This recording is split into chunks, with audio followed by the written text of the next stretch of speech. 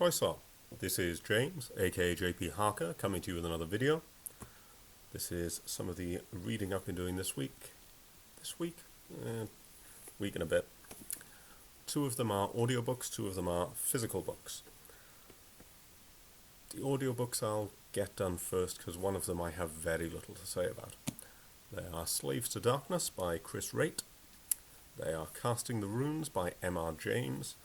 And they are two books by David Day, The Battles of Tolkien and An Atlas of Tolkien. Now, Casting the Runes by M.R. James, I'll admit, I looked it up because I'd heard of it on Jonathan Creek. I barely remember any of it. It was a little bit creepy, but it wasn't scary. It was... so... that's barely getting a mention, but because I rated it on Goodreads and such, I'll mention it, but not really worth it. The first of the worthwhile audiobooks is one of the 40k or 30k books, and it's, as we come to the climax of the Horus Heresy, it is a book called Slaves to Darkness, and it's about Horus and the fallen Primarchs mustering together for that final big push. And it's showing how, realistically, we sort of always knew it was going to fail. Because, if you're not into 40k, wait in the video till I'm holding one of these up again, and just tune out. Because the Horus Heresy, we've got all of these fallen Primarchs coming together, and we've learned through the course of these books they have not all fallen for the same reason. Not even for similar reasons. They've fallen to chaos in their own way and in their own time, and not by coincidence because of Erebus, but almost by coincidence it happens to be just when Horus needed this to happen.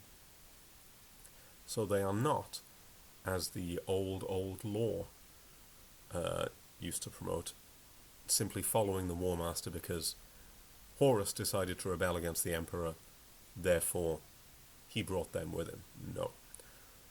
Lorgar is in it because of his religious fanaticism.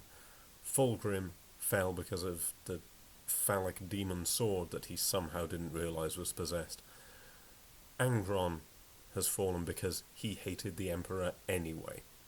Mortarion has fallen because he had no other choice, and also hates the Emperor. Conrad Kurz, well, he's just crazy. Trying to think of the others. Perturabo has fallen sort of out of spite because of the issues with him and Rogel Dawn. Trying to count them all off my fingers now. Magnus the Red, he's fallen and really shouldn't have. He was always kind of loyal, but he's fallen because a mix-up of orders meant his legion was almost annihilated for practicing their sorcery. He just wanted to practice his sorcery and be a centre of learning. And Alfarius does what Alfarius does. Who knows what Alfarius does? I think I've now got all of them there. But they've all fallen for completely different reasons. And so there isn't any kind of unity, almost as if it's chaos. And it's... to some extent, the book feels a little bit forced and a little bit disjointed. It feels like what it is. It's a quick, get everyone together for the big push, and we need to have all of the Primarchs together. And plot-wise, it was a bit thin. And there was an awful lot of that, look, something horrific, which we often get. We generally get with the Night Lords and with the Word-Bearers. And it's just, here's an excuse to show some graphic, gory, horrible stuff happening to people. And that has its place.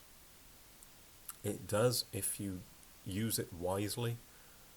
When it's just thrown in to go, look, villains. I don't know. But on the plus side, there was plenty of good stuff about the Primarchs and the way they clash. I mean, the Loyalists aren't that close together, but seeing the clash between these ones was good. And I don't even like Lorgar and Fulgrim. They are among my least favourites. But it was interesting to see their little plot, and it was satisfying to see the way it concluded. And it was fun seeing the Sons of Horus being like the Lunar Wolves again. I did enjoy that. So for all that it, to a certain extent, felt not really necessary as a book, it was enjoyable. And there was enough in there, if you are familiar with everything else. You would never hope to follow this if you weren't. If you're familiar with everything else, there's a lot of stuff, little things that you'll enjoy. But that will be it. So that's Slaves to Darkness. If you're in this series, read it. It's not one to skip. There's plenty of Horus Heresy books that you can skip and not miss anything. I wouldn't skip this one. I think this one is worth the effort. Right, we're now going to get to the time where I hold up these. An Atlas of Tolkien and the Battles of Tolkien. Now, these are, first and foremost, creations of beauty. They are books of art. They are not really information for someone interested in Tolkien lore. First off, the worst culprit is Battles of Tolkien. If this book had been called The Mythological Influences Behind Tolkien, I'd have been fine. Because as well as some lovely art, we have lots and lots of insight into the various Nordic and especially Finnish influences that Tolkien had in his work. There's of course classical influences, things from ancient Greek myth, and lots of Saxon and Norse saga types, full of interesting little insights, and about European fairy stories and folklore. It's really interesting how Tolkien put that into his work. But that's not what this says it is. This says it's a book about battles. And what we have is a lot of glossing over and sort of very vague ideas of what occurred in various large battles. And the battle plans, I don't know, I'll try and find a better example than that one. The battle plans are too busy, and yet oddly not busy enough. They have things like this. I don't know how well you can see that on camera. But the artwork representing different beasts or factions is detailed to the point where it's no longer worthwhile as a diagram. We've got loads of lovely artwork in here. Look at that. Lovely stuff. We didn't need to have the same concept of let's make it arty when it came to diagrams of battles. Symbols and blocks, that's all you needed. You didn't need all this extra malarkey, shall we say. Look at that. Disaster at Gladden Fields. Disaster of Gladden Fields is not a complicated battle, and yet this diagram makes it hard to follow. I think if it had been slightly differently marketed, and the diagrams had been different, I would have rated this quite highly, because it does have a lot in it that's worth seeing. But as it is, this struck a medium. Now, an Atlas of Tolkien, this does a little bit more what it says on the tin. Only a little bit. It's still a lot of artwork of characters and landscapes. It doesn't have a lot in the way of sort of big maps, not like some of the other books I've had. But it's more self-aware, at least. This one isn't being touted as we are going to explain some stuff, where this one was. This is look at some of the lovely places, look at some of the lovely geography in Tolkien's world, here is some lovely artwork about it. And I can't fault it for that. Some of the artwork is not to my taste, some of it is. There's a list of clearly different artists at the back. I mean, this style of art doesn't really appeal to me. I know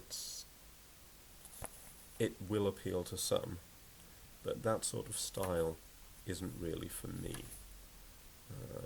This one's a bit nicer. It's still got that, it's still not an oil painting, it's still got that slightly rougher look, but it's done as a thing of beauty, and I rather like that.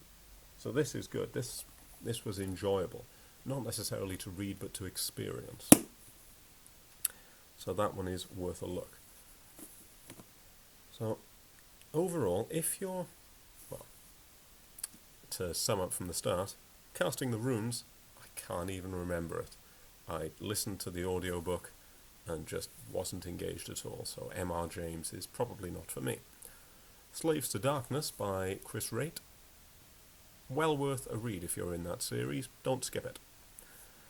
Got its flaws, but the good outnumbers the bad.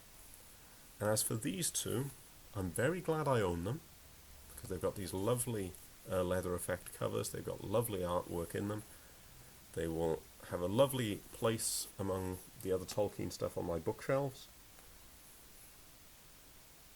but they're not really, you won't learn a great deal from them. It's a nice bit of distraction. So I suspect if I were not quite such a busy man, I might be idly flicking through them, but I am unfortunately an unsettlingly busy man. So I didn't get as much out of them as I might have wanted to. But worth a look. If you know me, you can ask to borrow them. Just bring them back in good nick, because they are rather nice. And I think I shall end that there. Bit of what I've been reading. Let's just leave it at that. I will come back to you with another video, hopefully with something a bit more positive, something I can rave about soon. This is James, aka JP Harker. Hwyl fawr.